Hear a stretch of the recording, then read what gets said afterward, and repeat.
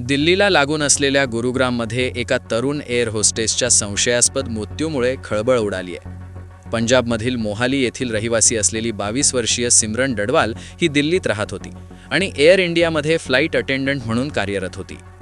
शनिवार 27 डिसेंबरच्या रात्री सिमरन गुरुग्राममधील DLF फेज 1 परिसरात राहणाऱ्या तिच्या एका मैत्रिणीच्या फ्लॅटवर गेली होती. तिथे सिमरनने तिच्या मैत्रिणींसोबत पार्टी केली.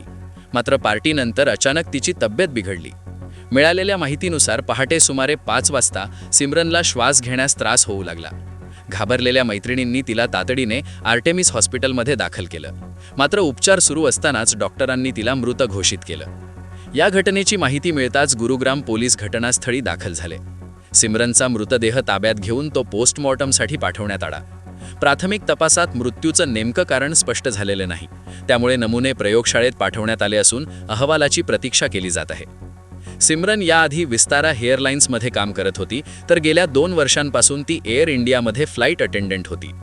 ज्या फ्लॅटमध्ये ही घटना घडली तो फ्लॅट सिमरनची मैत्रीण नितिका हिने भाड्याने घेतला होता.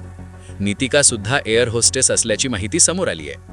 पोलिसांनी सिमरनच्या मैत्रिणींचे जबाब नोंदवण्यास सुरुवात केली असून पार्टी दरम्यान नेमकं काय घडलं याचा सखोल तपास सुरू आहे.